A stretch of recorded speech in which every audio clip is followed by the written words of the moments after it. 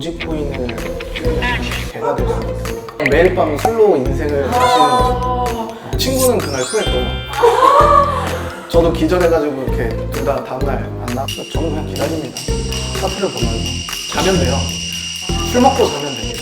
안녕하세요. 코모리들을 위한 딩커벨 조민재 아나운서입니다.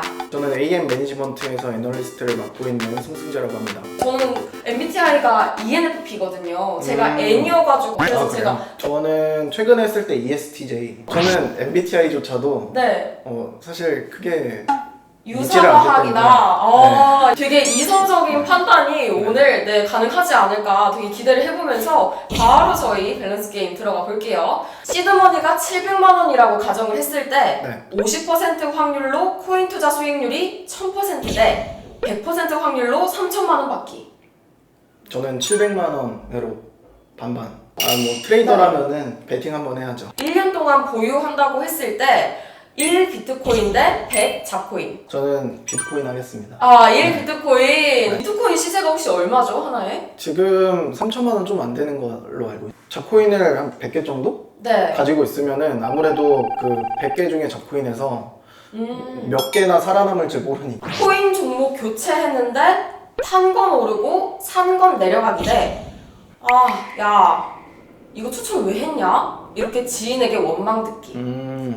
이것도 첫 번째가 낫죠. 저는 개인적으로 웬만하면은 제 주변 지인들한테 제가 지금 이제 암호화폐 쪽으로 크립토를 하고 있다 보니까 아무래도 주변에서 연락을 좀 많이 추천하지도 않고 권하지도 않고 사람 마음이라는 게 또 추천을 해가지고 모르잖아요. 그러면은 그때는 막 밥 사줄게 뭐 이러는데 추천했는데 이제 떨어지잖아요. 다 제 탓인 거죠. 밥 한 끼도 제대로 이렇게 편하게 못 드시겠어요? 밥 한 끼도요? 치킨 기프티콘을 기프티콘 같은 거는 치킨 기프티콘을 주셨다. 그 경우는 오케이인가요? 네. 양념 프라이드. 하나, 둘, 셋. 저 프라이드요. 도지코인 1억 원 지급. 그런데 2024년까지 가지고 있어야 됨. 대 현금 5천만 원 일시금 지급. 저는 5천만 원 받을게요. 이게 2천만 원이 될 수도 있어서 도지코인을 수익하면 개가 될 수도 있습니다. 매일 밤 술로 인생을 사시는 거죠. 애널리스트 분께서도 코린이었던 이제 투자 초보 시절이 있으셨잖아요. 네네. 처음에 공부를 시작하셨을 때 주로 어떤 거를 통해서 입문을 하셨을까요? 그냥 혼자서 했어요. 원래는 제가 이제 전공이 체육 전공이었거든요. 친구가 이거 한번 해봐 해서 관심을 갖고 했죠. 친구분들 이제 아예 투자 쪽으로 들어오셔가지고 같이 이제 많이 도움을 주고 받으시겠어요? 아니 그 친구는 이쪽 안 하고요. 네. 하다 보면은 쌓여요. 나와 있는 서적들이나 이런 것들은 굉장히 좀 많은데 이미 나와 있는 것들은 정말 기본적인 지식들이거든요. 이런 기본적인 지식들을 가지고 나만의 이제 원칙, 기준을 이제 만들어 나가는 게 다른 그냥 일반 투자자들과의 이제 차이점을 만드는 거죠. 코린이분들 다들 공감이 많이 가시나요? 우리 승재님께서는 혹시 이번 코인 밸런스 게임 어떠셨나요?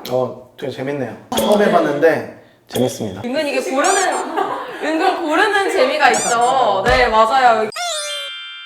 밸런스 게임은 게임에 불과하죠. 이제부터는 진짜 고민을 위한 고민 상담 토크쇼가 이어질 텐데요. 코모리 분들은 어떤 고민이 있을지 같이 한번 살펴볼까요? 네. 저는 수익을 잘 보는 편인데 코인을 본업으로 삼는 걸 추천하시나요? 저는 본업으로 삼는 거를 추천하지는 않습니다. 전업을 말한다면 전 추천하지 않아요. 왜냐면 저는 제가 전업을 생활을 해봤었거든요, 직접. 저는 제가 경험을 해봤기 때문에 오랜 기간 동안 리스크가 좀 있죠. 전업을 결정하게 된 그런 이제 계기를 보면은 생각보다 이제 수익이 잘 나오고 있어. 사실 그게 장기간 지속될 거라는 거는 진짜 가능성이 낮아요. 예를 들어서 내가 한 달에 500만 원 정도를 벌 목표를 이제 잡는다라고 했을 때 고정 지출과 그런 계획들이 있을 거 아니에요.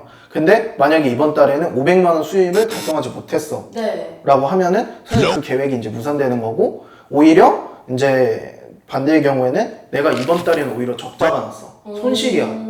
손실이라고 하면은 그때부터는 이제 좀 심각해지는 게 다음 달에 이 손실분을 메꾸고 나서 500만 원 정도의 수익을 올려야 되기 때문에 이 적자에 대해서는 그만큼 이제 점점 이게 쌓여나가는 거거든요. 그쵸. 그러면 본인은 결국에는 자산을 깎아먹는 일밖에 안 돼요.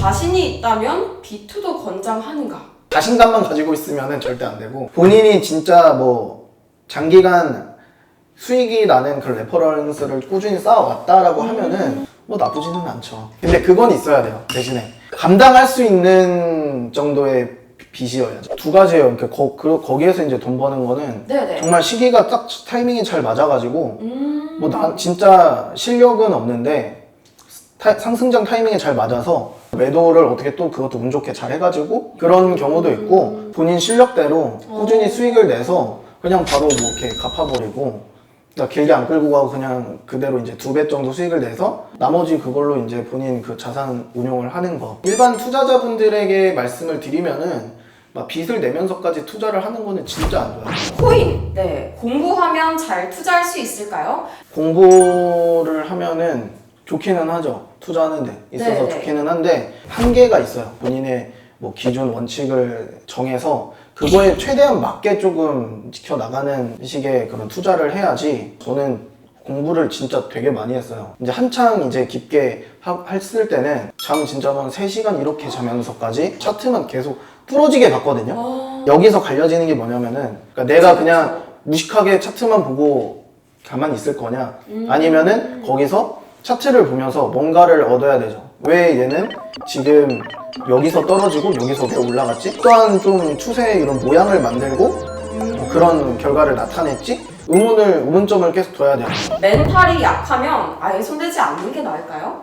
네, 저는 그런 게 낫다고 생각해요. 저는 제가 멘탈이 약하지는 않은 것 같아요.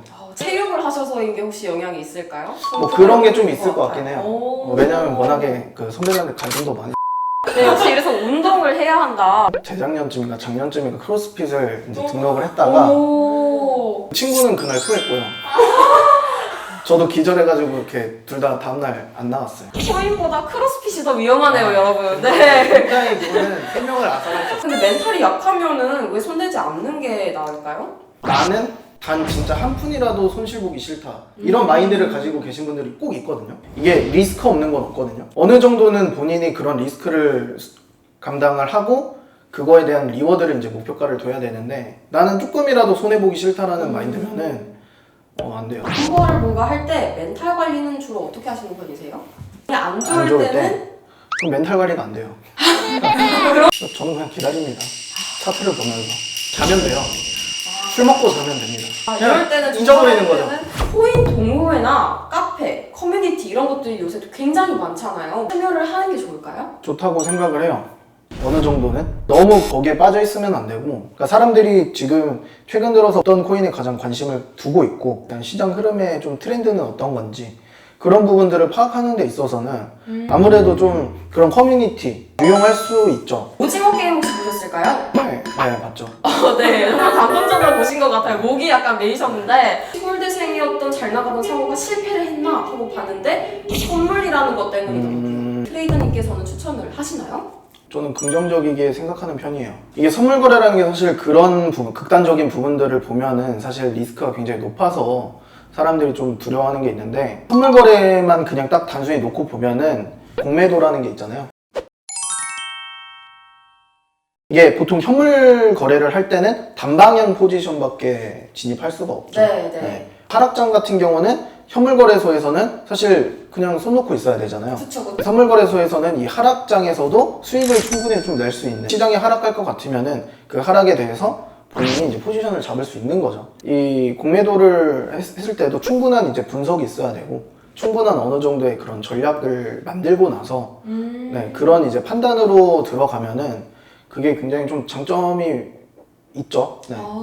선물 거래를 진입한 트레이더들 중에 청산을 안 당해본 사람은 없을 거예요. 우선 제 주변에서는 한 명도 없었어요. 근데 이제 대신에 이제 스탑로스 같은 거를 사전에 좀 걸어두면은 그런 것들을 어느 정도 방지를 할 수는 있죠. 트레이딩이 재능의 영역일까요? 재능은 모르겠어요. 제가 재능이라고 생각하지 않기. 근데 타고난 감각이 있는 사람들은 분명히 전 있는 것 같아요. 마지막으로 우리 코인 투자자분들께 한마디 조언의 말씀 해주실 수 있을까요? 생각 없이 투자를 하지 마시고 사전에 충분한 공부도 있어야 되고 그런 공부를 하고 나서 처음에는 안전하게 트레이딩을 해 나갔다가 그런 장기적으로 어떤 본인만의 그런 레퍼럴이 쌓이게 되면은 그거를 이제 기반으로 해서 좀 비중을 늘려 나간다든가 이런 식으로 좀 조심히 천천히 접근을 하시면 좋을 것 같아요. 본인의 그릇을 알고 그거에 대해서 맞춰가지고 좀 하시면 좋을 것 같습니다. 오늘 함께해주신 송승재 애널리스트님 너무 감사드리면서 저희는 다음에 더 유익하고 재미있는 콘텐츠로 찾아올게요. 안녕!